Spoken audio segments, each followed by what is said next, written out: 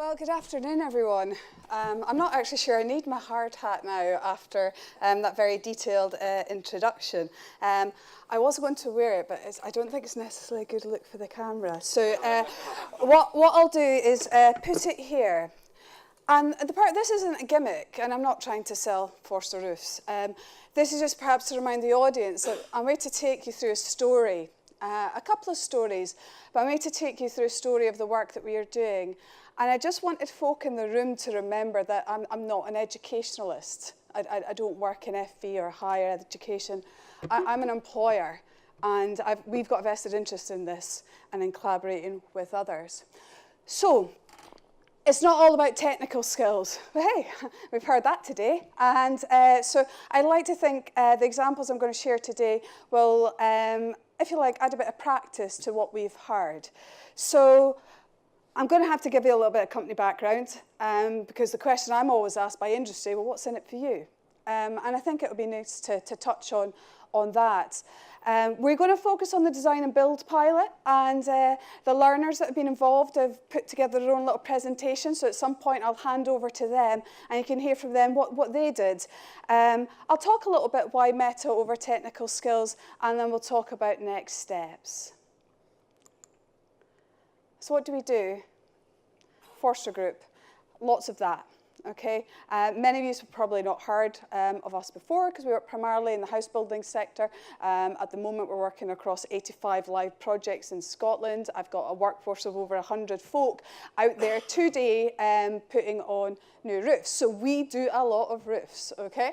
And in those roofs, the modern roof will typically have an element of solar PV, and we do that too. So we have electricians as well. We also re-roof schools and hospitals and all that kind of stuff, and agricultural, commercial PV. So we've done a lot of that, and given the fact that our head office is in Angus, you can imagine there's plenty of farms for us to work on. So we've worked all over Scotland delivering these roofing solutions. So if we do a lot of roofs, and we work on a lot of sites, we're obviously going to need a lot of people. And that's really the what's in it for us, because those people are what deliver for our customers. And it's absolutely fundamental to our values that that customer experience is a good one, and it's right first time. That's actually linked to profitability, because margins are quite tight, so you really do need to get right first time and not have to go back to any unit. And we pride ourselves at Forsters about being a contractor that's about the people, it's about our values, and it's about that customer experience. So that then ties into standards. And I won't go too far because I love standards. So I'm a bit unusual. I love people and I love standards. I love systems and trying to get them to work together. So the standards is what we do, and that's our McDonald's burger principle. It's the same roof whether it's in Buckie or down in Airdrie. It might be different folk, but it's to the same Forster standard. But this is still with us. Not having enough people with the right skills. It's a different debate for another day, but there's plenty of folk, okay? And there's plenty of folk who can full-time education. We've just got to join that up a little bit better.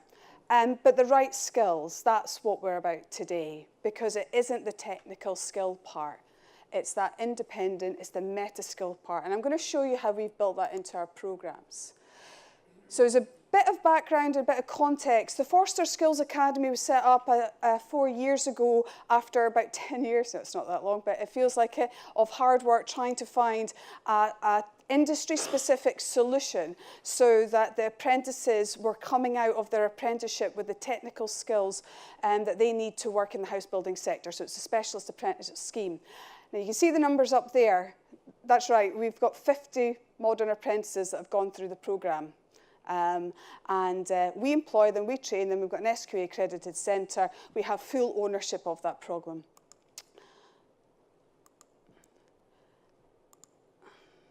So it's a residential. It's not a very good picture of the Edsel, Pam, your arms. It was the best that I could find on the internet without thousands of cars.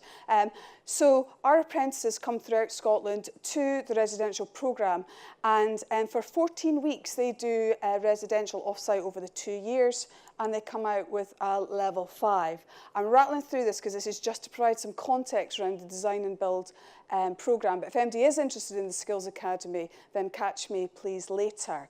So this is a slide our apprentices prepare, because they always do the presentations when people come and visit us. They pull everything together and they share their story. So as you can see, they come from all over Scotland to Angus. And we do all the usual stuff. So the learning materials contextualised to the specific plots, house types, etc. that we work on. And you can see the sheets of paper there, and they're all contextualised. And that's all good stuff. And obviously you've got the off-site. But when we were writing the qualification, with the construction director, we're finished. And I sat there, I said, Neil, this is awfully boring, you know. We've got these folk that are coming off of construction sites. They've went into the industry because they like to do stuff. And yeah, it's brilliant. It's all contextualised. We're ticking all the boxes. The qualification's going to be great. But I'm bored. I know a lot about roofing now, but I'm bored. And these young people that are coming in, they've not grown up with sheets of paper, they've grown up with iPads. So we're going to need to get our heads around that. So that was a big influencer for us, and a big influencer in the design and build project that we're doing at the secondary school. And then the other thing was the Industrial Revolution. Our workforce of today will be our managers, they'll work independently in their future. We wanted to equip them not just with the skills to technically construct a roof, but to be able to work independently with digital, with data in the future, because I do believe the world of work will change significantly and quickly. So we thought, well, we're going to have them on the residential. What else can we do to develop them as individuals? So farm visits, go-karting, okay, hill walks, all right? We take our folk and I give them a map. They've never seen one before. Normally the phones come out, tell them to turn them off. They won't work anyway. Google Maps doesn't like the glens. And they get a task and they have to work together to figure out where to go. Now, to be fair, I know the area really, really well, obviously being from Angus, so they're perfectly safe, but they have tasks. So we build into the curriculum a lot of additional skills, metal skills, if you like, a lot of additional skills to develop our workforce of the future. And so when this paper came out this year, I got so excited, because I like research papers and whatnot anyway, but I got so excited to see that a lot of the things that we'd built in as an employer were already reflected on that grid. So that gave me a lot of confidence. Now to the design and builds. So probably had quite a lot of confidence anyway, but I had even more confidence now that we're on the right track. And our industry is white male, full stop, okay? It's a tragedy, but that's the reality. So we had this opportunity. This is Brecon High School, the one that was demolished, and this is Brecon Community Campus, the one that was built. So the community campus has a leisure, it has a swimming pool, it's open to the public, it's a wonderful resource, beautifully built school, unisex toilets, you name it, wide open spaces, really, really super. So it started with sitting, I'm often at the school doing lots of different things, so it started at the school saying, well, there's this fund, and the fund actually says that if you've got this idea and it's creative and you could go for it, and you know what, nobody's going to tell you off. You're not going to be held accountable if you fail. And so, how big's the fund? Well, that's quite a lot of money. Well, what we're going to do? So a few of us, the principal, Angus Council, the project engineer, and myself said, well, we'll build a building. And we'll put this building on the community campus, and we'll make that a learning centre. And this was super. So this went on for about a year, and you know, John Forster, who's here today, got involved in the design. At this point, I'll be quite honest, I was going along for the tea and cake because I'm not really technically minded at all, and I just knew the big shiny building was going to come along. But it was going to be my brief to figure out what's going to be happening in it. So who will learn? What I didn't want it to do was what everybody always does, the same stuff, okay? So the obvious thing was the Skills Academy would move from the Forster Learning Centre, and it would be catapulted and delivered at the community centre, because that's right in front of these glass windows. So every young person that's in education is going to look out that window and see lots of Forster hats running around with still saws, which are really noisy, cutting bits of, and they're going to be interested. And what's this? What's this? So there was a careers education, but live. So that was the obvious stuff. But the real opportunity for me was the young people, the talent in the school. So if I was to say, and it's broad brush, but it's generally true, there's a particular talent pipeline that goes into construction, and it's white, male, often disengaged with school.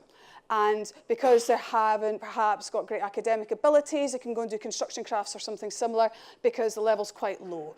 So I'm not saying that's true for all cases, but it does seem to be a pipeline. And then I look at the teams, and I look at my peers and my colleagues. We're a very flat organisation, and I look, and we're not all white male, okay? We've got a good background of experiences in education. I'm obviously not a tradesperson, you know. I came from a people background. So I said, well, why aren't we getting young people that have got mixed backgrounds and mixed experiences in a room and doing a qualification around construction? And that's where the idea came from. And then the community piece. So I'll let you read that. But basically, 1 year on, we have a design and build, and you'll wait to hear about that from the learners in a second. Level 4, that's third year. We've now got a level 5, which is fourth year. We've got our modern apprentices. We've got foundation apprentices in civils. We've got technician apprentices that just started this year. We're open to have graduate apprenticeships, and we've got industry and community training. We have got an oversubscribed programme for that building. So 1 year on, we're already at capacity. So what is this design and build? What you keep talking about? Still don't actually know. What does it do? Collaboration, heard that all today, but what do I mean by collaboration? So you have your education. So in our instance, it's the campus, and it's the head principal. We've got an FA provider, which is Dundee and Angus College. You have the employers, and you have a client. So right at the beginning, before anything happens, you have to have a collaboration. There has to be something that needs to be done. Now, you can design and build a computer program, or in this case, it was a mud kitchen, but something has to be done. There has to be a genuine need. So the client, in this case, was the local primary schools, and there was 3 of them, and they wanted mud kitchens. Now, straight away, we got that's too complicated for SQF level 4. And we said, well, it's not about the project. It can be a complete disaster. It doesn't have to stand up or anything. It's about the project. It's about them going through the experience of doing it. It's not necessarily about the level of complexity for the technical. That's what I said. I feel quite passionate about that. So, and the project is key. Then it's about the learner's journey, which is this meta skills piece that we've been talking about. Because I've said right from the outset, it is about that individual starting at this place and then coming out of this place and having a development throughout. Because as an employer, I can take everything else. I can do all the technical bitty-botty, you know, I can do all of that. But I need to have those young people to come through that have got the confidence in themselves, that can have a conversation, that get excited about having problems and challenges. And that's what I want this qualification to achieve. So it's not about technical skills, and that is quite, in construction, who like to have, we do this and you do that and you do this, very narrow. And for me, it's not about, I don't care about the quality of the plumbing or the woodworking. It's not about channeling folk down to be a joiner or to be an architect. It's about the full experience of the project. And it's delivered differently. So it's delivered across a whole academic year on a Friday for the full morning. Okay? And it had to create career pathways, and it had to be evaluated throughout. It was not a popular idea when we started. So, who's involved? Had skills development innovation team who have been absolutely phenomenal. We have parents, we have the students, we obviously have education, we've got the employers, and it's not just us, there's another construction company involved, the community and the local primary schools. So, who are the learners? We have academic students who will be architects potentially, or doctors or whatever, and we have vocationalist students. We haven't split them, we've brought them together because we want to have a diversity of thought as they challenge and tackle the project, so they have that variety of skills and ability to be able to deliver on the project. So it was a bit of a no-brainer, and the headmaster loved the idea. So there's my diversity tree. I had so much fun on the internet doing this presentation, by the way. Just Googling. Google images are wonderful. So there's my diversity tree. So that is our first attempt at getting a broader representation of the societies and communities within which we live engaged together in the construction and built environment.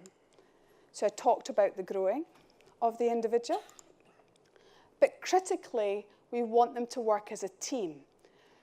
So these folk had never been in groups before, maybe at primary school, but when they got to secondary, they got channeled pretty quickly. So all of a sudden, you've got people that perhaps have never had a conversation, okay?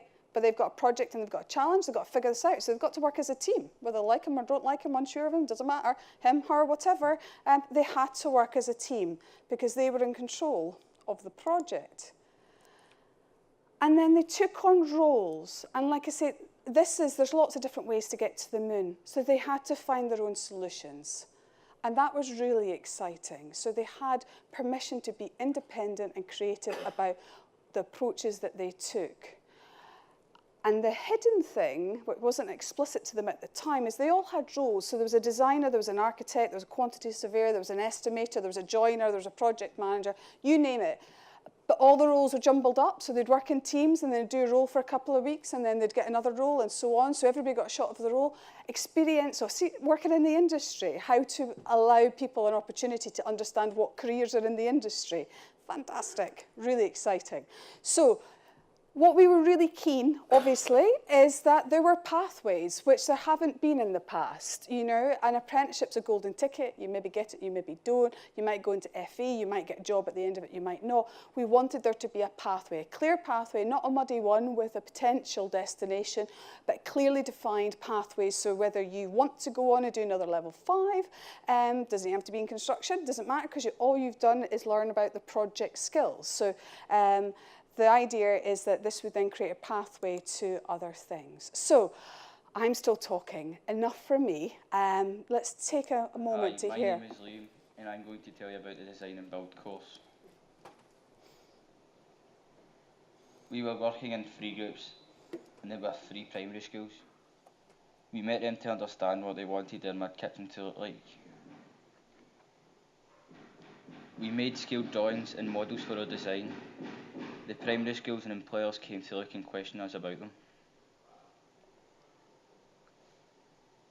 The final designs were decided and we started construction work. We worked indoors as a team to build. We hadn't done anything like this before. Painting was fun. We done this outside. It took a long time. Weather was great and we were able to get the roofs and pipes on.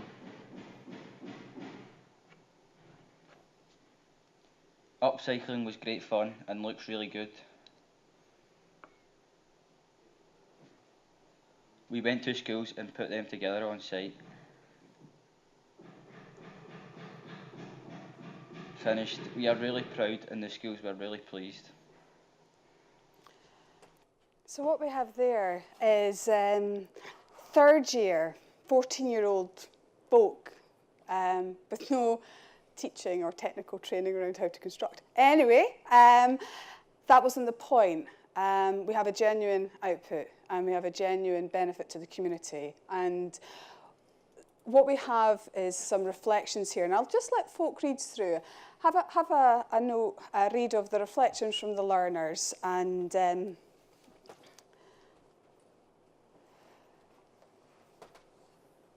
here lies an opportunity for me. That's all great stuff, and the school were so delighted. But when I read that, it is phenomenal, of course it is. It did raise a question to me about, do we have quite a lot of disengaged folk on this programme? And that's phenomenal, but do we need to make sure that when we're recruiting for the programs that we do genuinely try and get that mix that reflects our society? Reflections from parents. At the beginning, folk were really sceptical. Okay, this was new, it was construction, it was dirty, pilot qualification, but pretty quickly folk started to understand and they started to see the difference in their children when they were coming home from school. And that to me is the evidence that this type of learning will bring real benefits to young people as they're going through their secondary education and open the influencers, which is the parents' minds, about the opportunities in a particular sector. And from employers and from teachers, it's all good. And it's not a particularly expensive programme to run.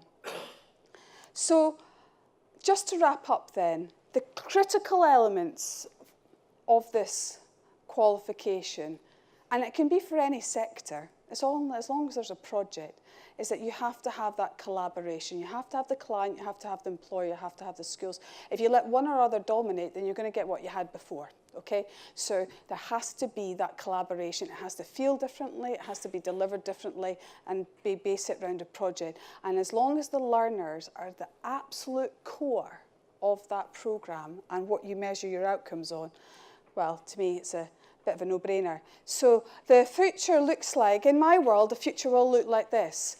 I wonder, are we ready? Is our skills and education system ready to deliver this?